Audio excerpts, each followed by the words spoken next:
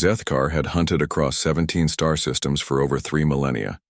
Its chitinous form, standing 12 feet tall with razor-sharp appendages that could slice through reinforced steel, had become legend among the civilized races of the Yar galaxy. The eternal predator, they called it, a creature from the void between stars that had never known defeat, never shown mercy, and never retreated from prey. The mining colony on Kepler 442b should have been just another feeding ground.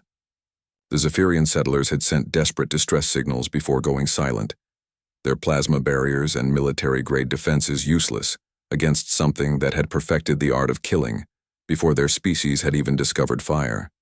Zethkar, descended from its hunting ship like death itself, compound eyes scanning for the terror that always preceded its arrival. But the colony wasn't empty. In the central plaza, surrounded by the evidence of hasty evacuation, scattered belongings, overturned transport vehicles, emergency lights casting eerie shadows, sat a small figure that made the ancient predator pause. A human child, no more than 7 years old, sat cross-legged on the ground with a battered stuffed animal in her lap. She had brown curls that caught the artificial light and wore a simple blue dress now dirty from the dusty ground. When she looked up at the towering nightmare before her, she didn't scream. She didn't run. "Are you lost too?" she asked, her voice carrying across the silent plaza. Zethkar's mandibles clicked in confusion. In 3,000 years of hunting, no prey had ever asked if it was lost. The child's scent carried no fear pheromones, no adrenaline spike, none of the delicious terror that usually preceded a kill.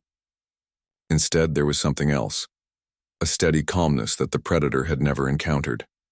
"I am Zethkar," it rasped through vocal cords that had learned to speak only to savor the pleas of the dying. "I am the end of your kind."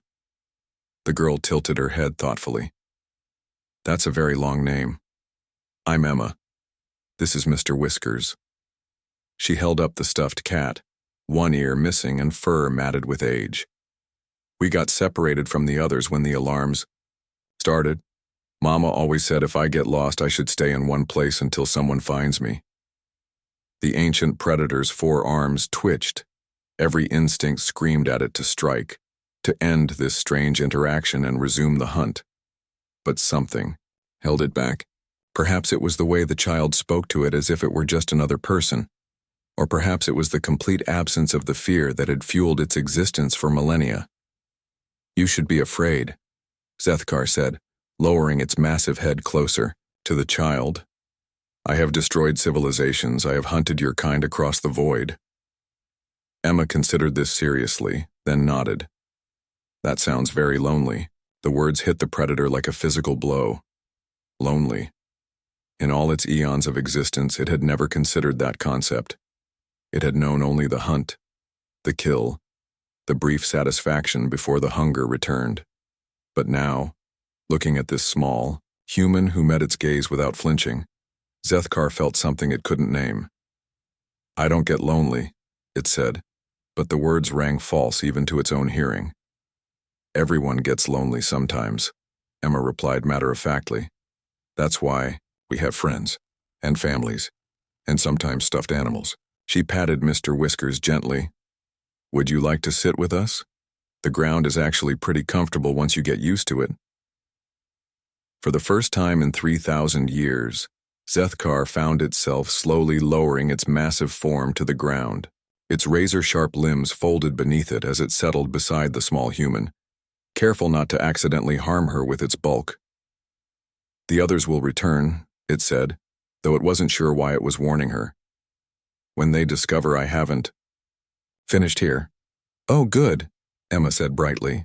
"Mama will be so worried. She always says I'm too trusting, but I think most people, and maybe most creatures, are good deep down. They just need someone to see that goodness." Zethkar stared at this tiny being who spoke of goodness to the galaxy's most feared predator. "I am not good.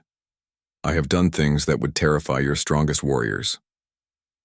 Emma was quiet for a moment, then reached out with one small hand and gently touched one of the predator's massive claws. The contact sent an unfamiliar warmth through Zethkar's alien nervous system. "I think you're just tired," she said softly. Being angry and scary all the time must be really, really exhausting. And in that moment, the weight of 3 millennia crashed down upon the ancient hunter.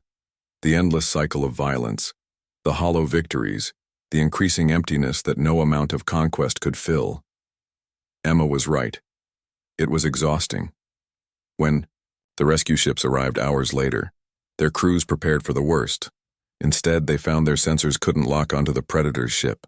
It had vanished from orbit, leaving only a puzzled little girl and a curious message carved delicately into the plaza's stone floor in perfect galactic standard. Thank you for showing me what I had forgotten how to be. Emma never spoke of exactly what had transpired during those hours, only that she had made a very sad friend who needed to remember something important. But across the galaxy, something remarkable began to happen. The disappearances stopped. The terror ended. The eternal predator vanished from known space as completely as if it had never existed.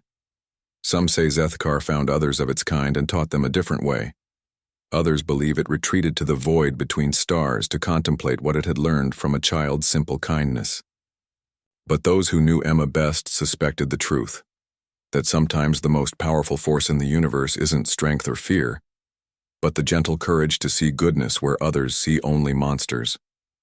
And somewhere in the vast darkness between worlds, an ancient predator continued its journey, no longer hunting but searching for something far more precious than prey, the possibility of redemption.